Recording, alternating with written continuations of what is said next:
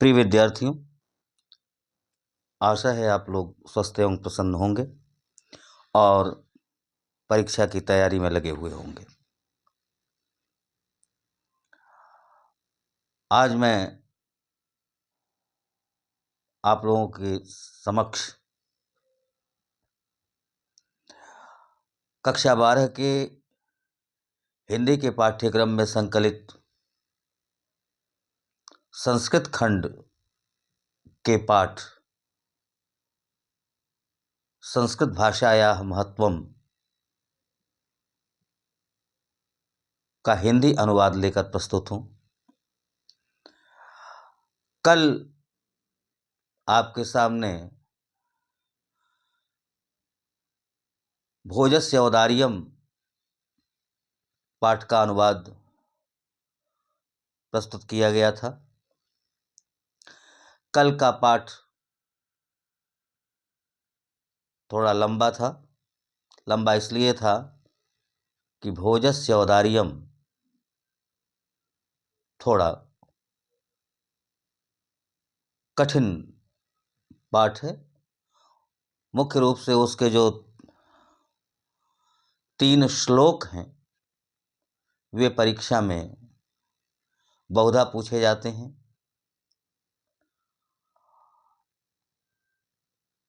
एक विद्यार्थी ने कमेंट किया था, सर जी जो आप पढ़ा रहे हैं वो पाठ पुस्तक में मिल नहीं रहा है, इसलिए समझने में कठिनाई आ रही है। तो मैं बता दूं कि भोजस्य औदार्यम आपके पाठ्यक्रम में बोर्ड द्वारा संस्कृत का पहला पाठ है और उसी पहले पाठ का अनुवाद मैंने प्रस्तुत किया था। पाठ लंबा इसलिए हो गया है क्योंकि उसको मैंने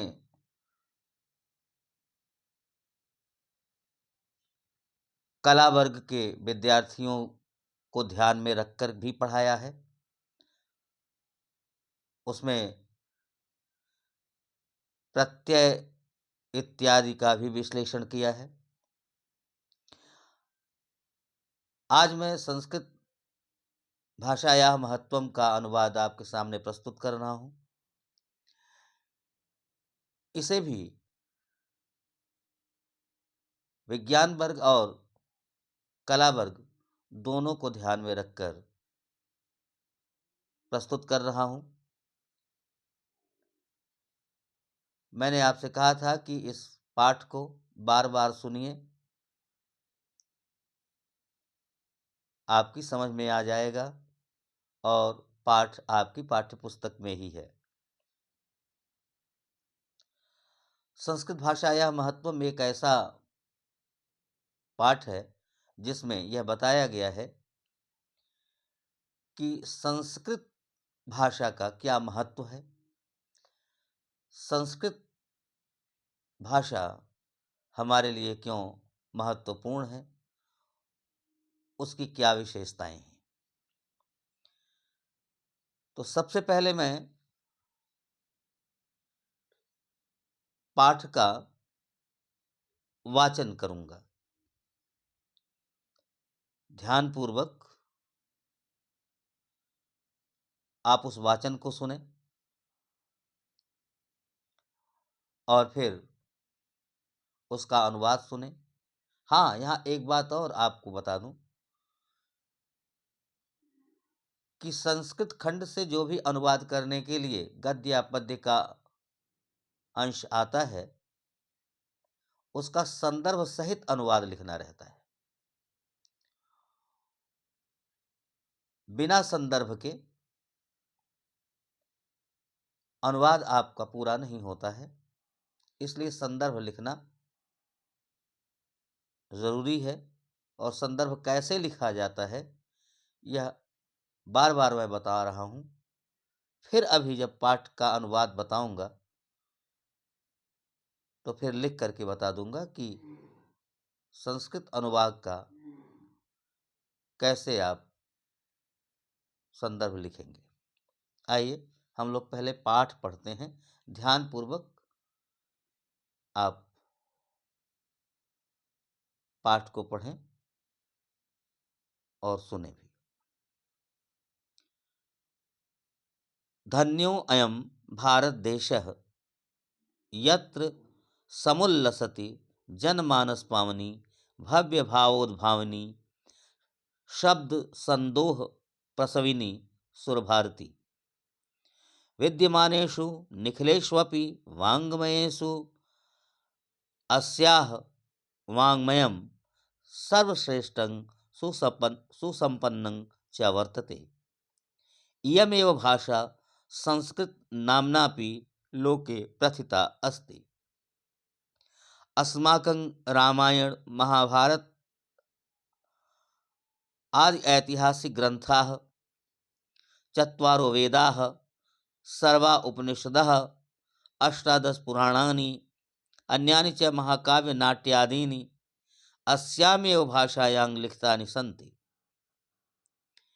इयमेव भाषा सर्वासां भाषाणां जननी इति मन्यते।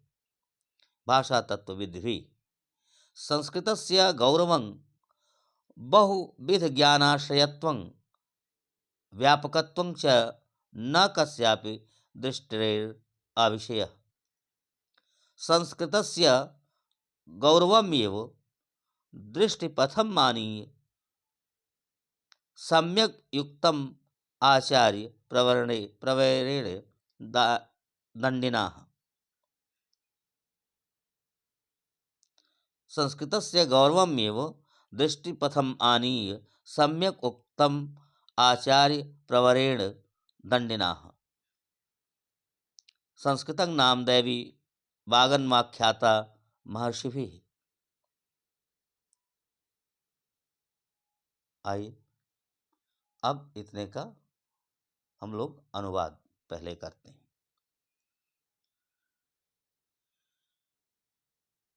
धन्यो अयं भारत देश, यह भारत देश धन्य है, जहाँ यत्र जहाँ समुल्लसति सुशोभित होती है, जनमानस पावनी लोगों के मन को पवित्र करने वाली, भव्य भावों का उद्भावन करने वाली, शब्द समूहों को जन्म देने वाली सुरभारती।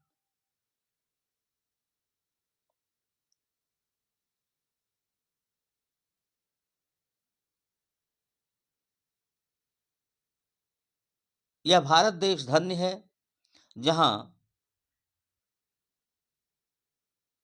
लोगों के मन को पवित्र करने वाली, भव्य भावों का उद्घाटन करने वाली, शब्द समूहों को जन्म देने वाली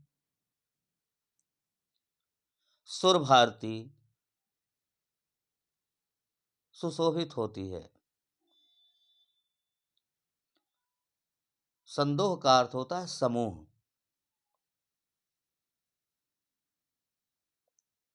विद्यमानेषु निखिलेष्वपि वाङ्मयेषु अस्याः वाङ्मयं सर्वश्रेष्ठं सुसम्पन्नं च वर्तते।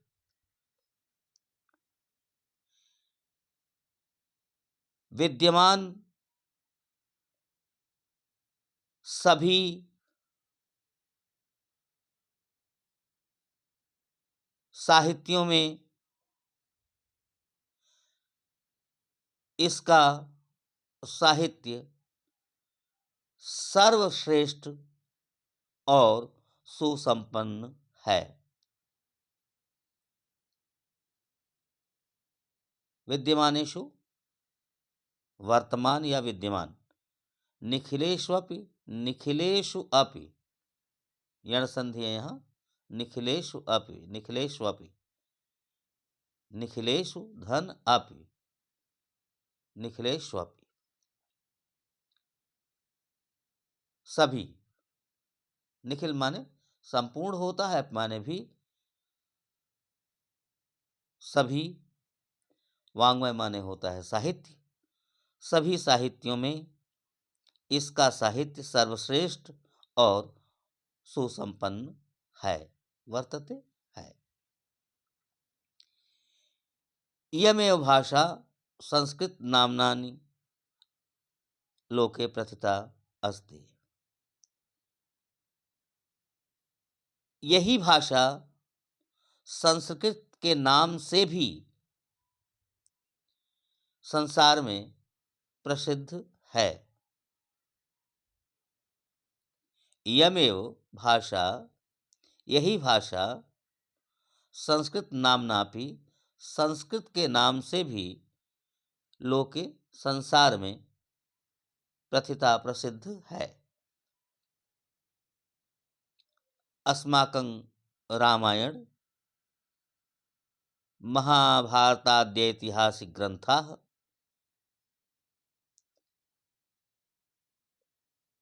हमारा रामायण, महाभारत इत्यादि ऐतिहासिक ग्रंथ, चारों वेद, सर्वाः उपनिषदः, सभी उपनिषद, अष्टादश पुराणानि, 18 पुराण, अन्यानि च महाकाव्य नाट्यादीनि, और दूसरे महाकाव्य तथा नाटक इत्यादि अस्यामेव भाषायां लिखितानि सन्ति, इसी भाषा में लिखे गए हैं।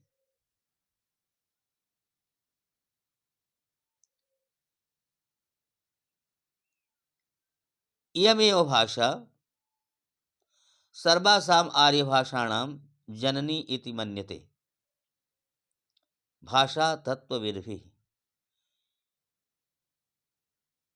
इयमेव भाषा, यही भाषा सभी आर्य भाषाओं की जननी, इयमेव इसी भाषा को सभी आर्य भाषाओं की जननी भाषा तत्व विदों द्वारा, भाषा वैज्ञानिकों द्वारा मन्यते माना जाता है।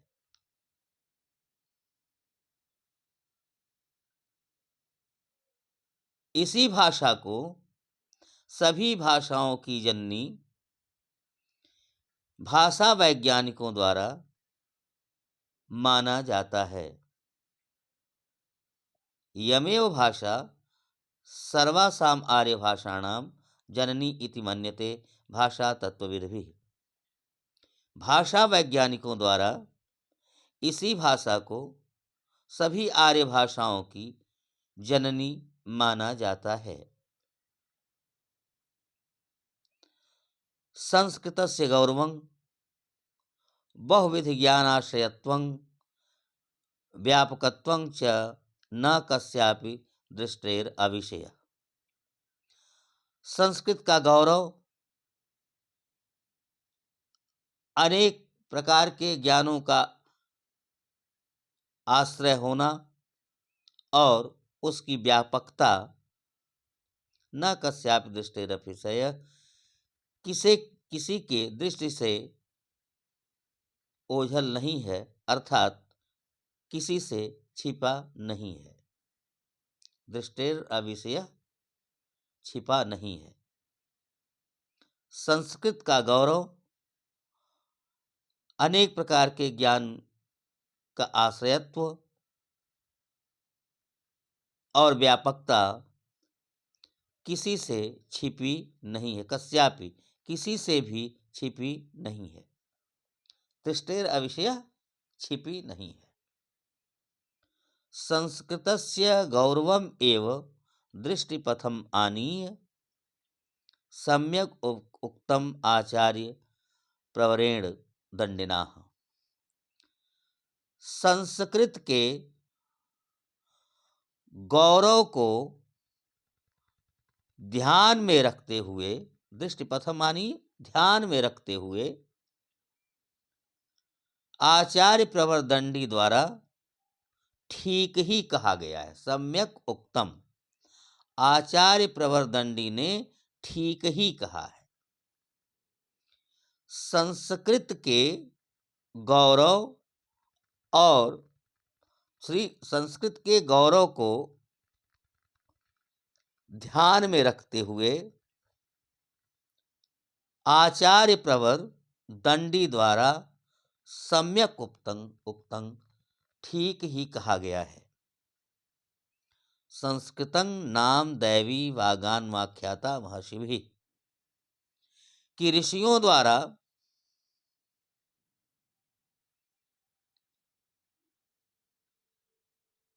दैवी वागान्वाख्याता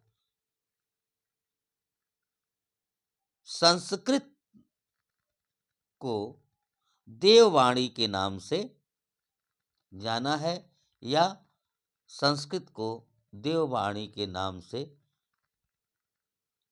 प्रसिद्ध किया है। महर्षियों ने इसी संस्कृत को देववाणी के नाम से पुकारा है, जाना है। आख्याता प्रसिद्ध किया है, जाना है।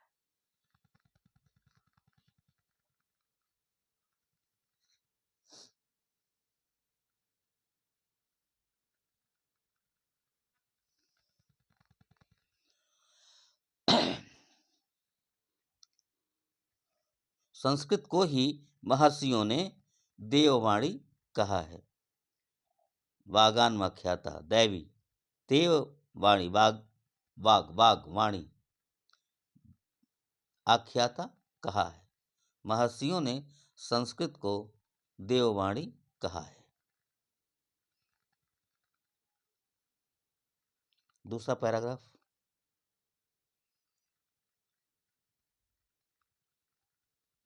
संस्कृत से साहित्यं से, ये बहुधा अनेक वर्षों में ये पूछा गया है, ध्यान पूर्वक सुनिए। संस्कृत से साहित्यं सरसं व्याकरणं च सुनिश्चितम, संस्कृत का साहित्य सरस और व्याकरण सुनिश्चित है। तस्य गद्ये पद्ये च लालित्यं, उसके गद्य और पद्य में लालित्य, भावबोध का सामर्थ्य, अद्वितीय श्रुति माधुर्य विद्यमान है।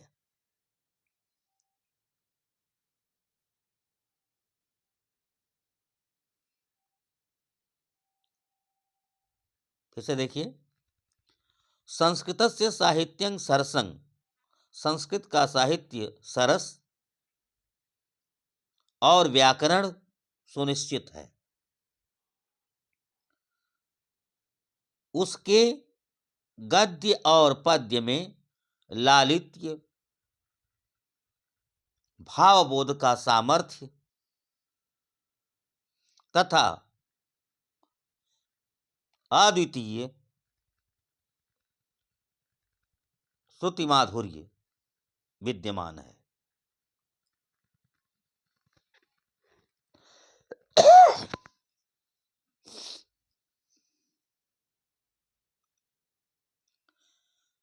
किंग बहुना चरित्र निर्माणार्थं यादृशी सत्प्रेरणां संस्कृत वाङ्मयं ददाति न तादृशीं किंचित अन्यत्। अधिक क्या, चरित्र निर्माण के लिए जिस प्रकार की सुंदर प्रेरणा संस्कृत साहित्य देता है, तादृशी किंचित अन्यत न, वैसी तनिक भी और कहीं नहीं है। फिर से देखिए, क्या बहुत या अधिक क्या कहा जाए, चरित्र निर्माण के लिए जिस प्रकार की सुंदर प्रेरणा संस्कृत साहित्य देता है, उस प्रकार की अन्यत्र तनिक भी नहीं है। मूलभूतानां मानवीय गुणानां यादृशी विवेचना संस्कृत साहित्ये वर्तते नान्यत्र तादृशी। मौलिक मानवीय गुणों की जिस प्रकार की विवेचना संस्कृत साहित्य में वर्तमान है, तादृशी वैसी न अन्यत्र दूसरी जगह नहीं है। फिर से देखिए, मूलभूत मानवीय गुणों की जिस प्रकार की विवेचना संस्कृत साहित्य में विद्यमान है, उस प्रकार की तादृशी उस प्रकार की नान्यत्र अन्यत्र नहीं है। दया, दान, शौच, औदार्यम, अनुसूया, क्षमा, अन्ये चाने के गुणा अस्य साहित्यस्य अनुशीलनेन संजायन्ते।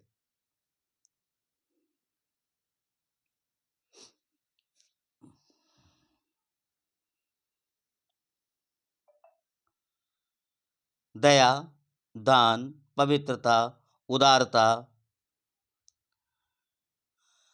अनुसूया, क्षमा और अनेक दूसरे गुण अस्य साहित्यस्य अनुशीलनेन संजायन्ते।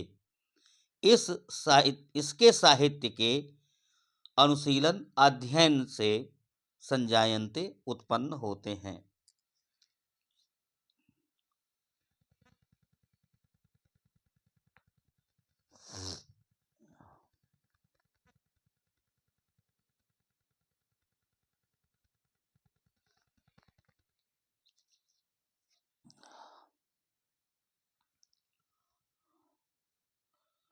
दया, दान, पवित्रता, उदारता और अनुसूया। अनुसूया का अर्थ होता है ईर्ष्या न करना।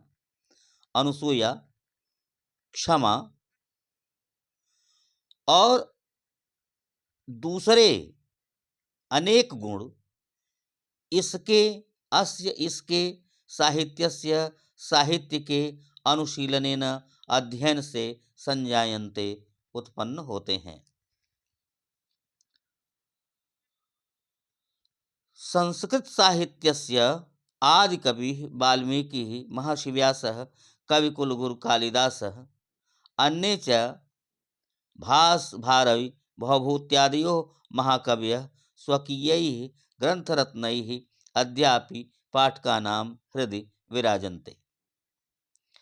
संस्कृत साहित्य के आदि कवि वाल्मीकि, महर्षि व्यास, कवि कुल गुरु कालिदास और दूसरे भास, भारवि, भवभूत इत्यादि महाकवि स्वकीय ही अपने श्रेष्ठ ग्रंथों के द्वारा अद्यापि आज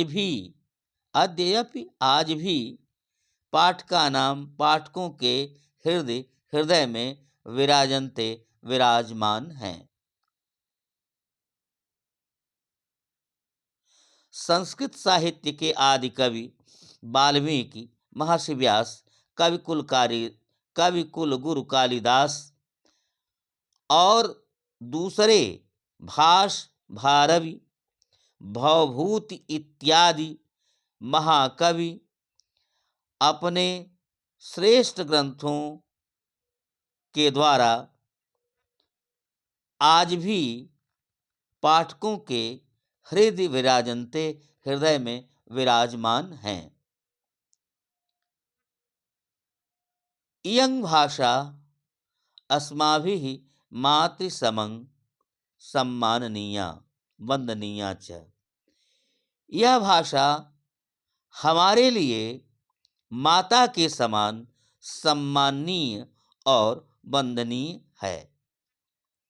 यतो भारत मातुः स्वातंत्र्यं गौरवम् अखंडत्वं सांस्कृतिक एकत्वं च संस्कृतेनैव सुरक्षितुं शक्यन्ते।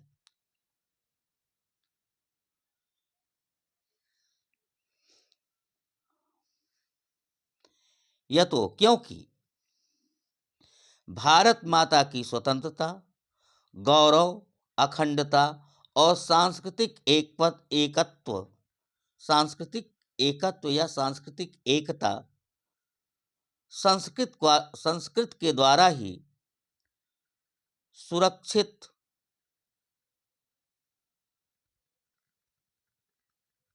कर सकते हैं। सुरक्षितुम शक्यन्ते, सुरक्षित कर सकते हैं या सुरक्षित रह सकता है। क्योंकि भारत माता की स्वतंत्रता, गौरव, अखंडता, सांस्कृतिक एकता संस्कृत के द्वारा ही सुरक्षित हो सकती है। इयं संस्कृत भाषा सर्वासु भाषासु प्राचीनतमा श्रेष्ठा चास्ति। यह संस्कृत भाषा सभी भाषाओं में प्राचीनतम और श्रेष्ठ है। इयं संस्कृत भाषा सर्वासु भाषासु प्राचीनतमा श्रेष्ठा चास्ति। यह संस्कृत भाषा सभी भाषाओं में प्राचीनतम और श्रेष्ठ है।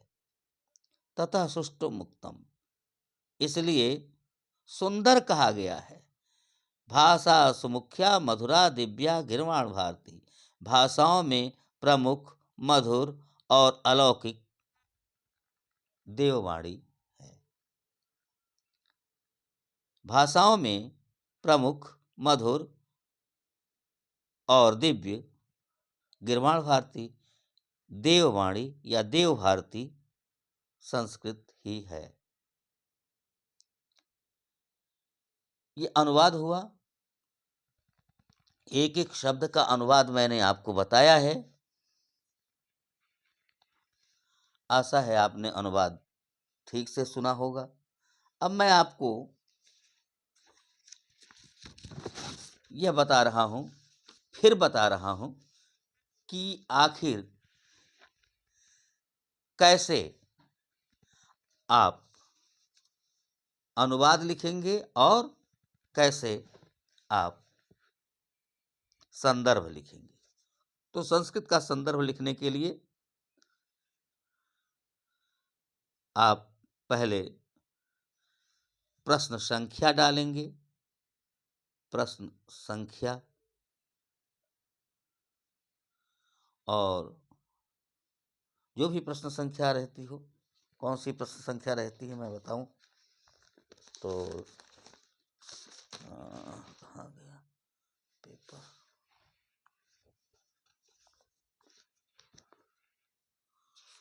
ये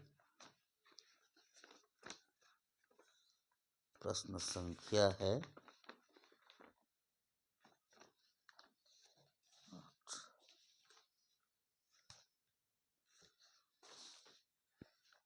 8वां है।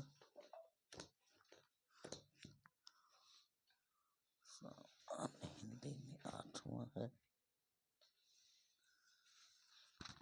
6वां प्रश्न होता है ये 8वां। हाँ, 8वां प्रश्न होता है और प्रश्न संख्या 8 का क। फिर संकेत, संकेत लिखें, संकेत लिखें। अब देखिए आप लोग लिखते क्या है, प्रश्न संख्या 8 यहाँ लिखिए और क यहाँ लिखते, ऐसे नहीं लिखिए, ठीक इसी तरह से लिखिए। प्रश्न संख्या 8 क, फिर संकेत हो गया। अब संकेत जो गद्यांश आया हो उसका पहला एक शुरू का 2 शब्द आप लिख लें, जैसे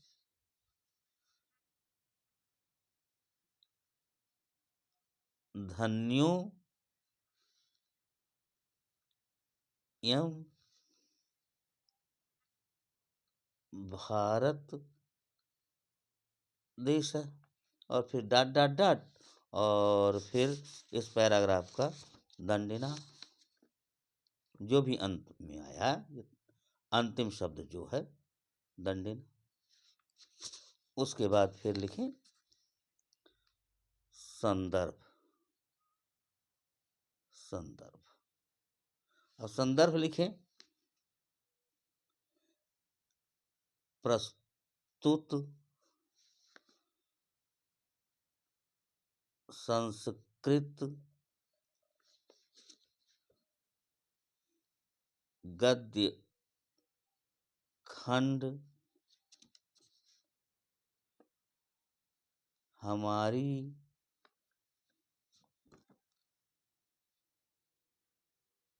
हिंदी की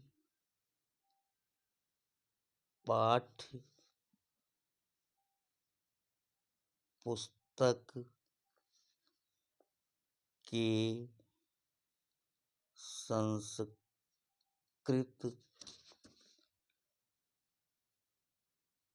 खंड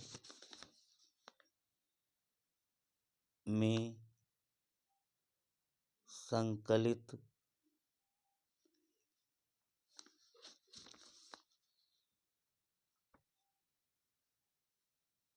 संस्कृत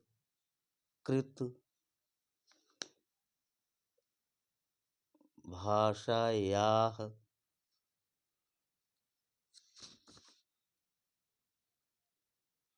महत्त्वम, ऐसे सिंगल इन्वर्टेड कॉमा में बंद कर दी, महत्त्वम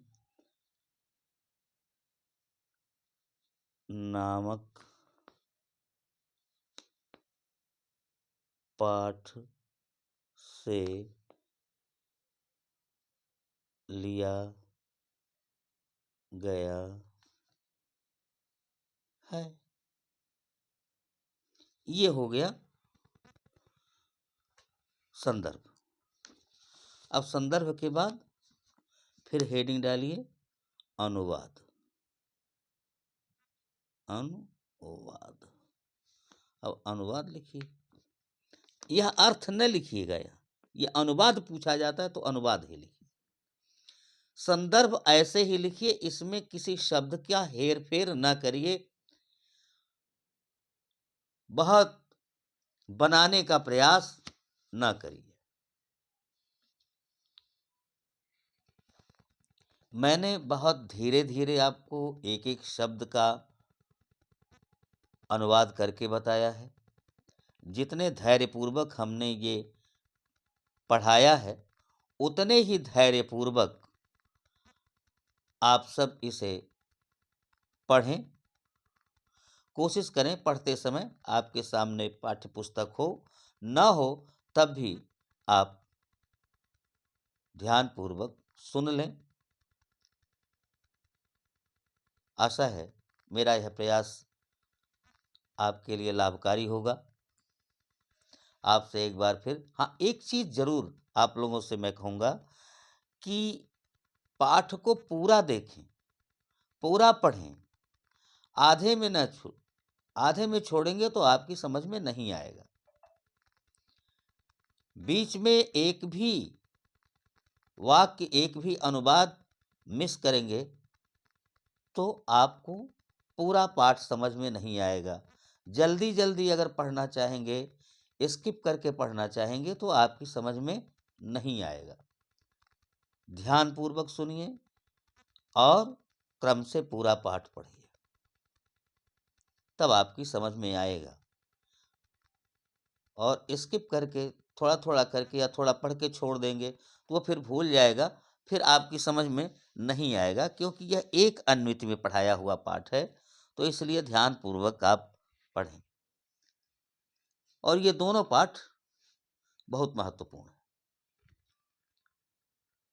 भोजस्य औदार्यम में जो 3 श्लोक हैं वो महत्वपूर्ण हैं। वो परीक्षा में पूछे जाते हैं, बहुधा पूछे जाते हैं।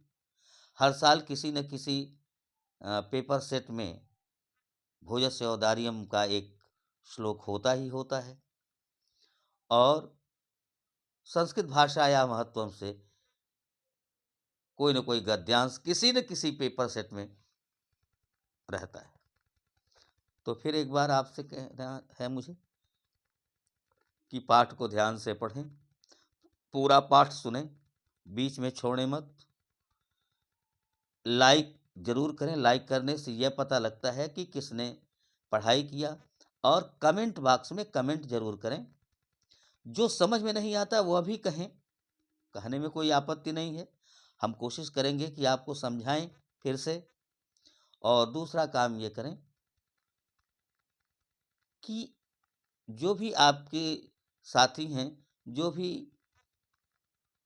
इंटर की परीक्षा में सम्मिलित होने वाले हैं, उनको ये पाठ फॉरवर्ड कर दें, उनको भेज दें, शेयर कर दें। और चैनल को इसलिए सब्सक्राइब करें कि जो भी वीडियो जब ज्यों ही मैं डालूँगा तो वह आपको मिल जाएगा और आपको उसका लाभ मिलेगा। यही एक बात और कह दें कि पाठों पर आधारित जो संस्कृत से प्रश्न आते हैं, 2 प्रश्न आते हैं।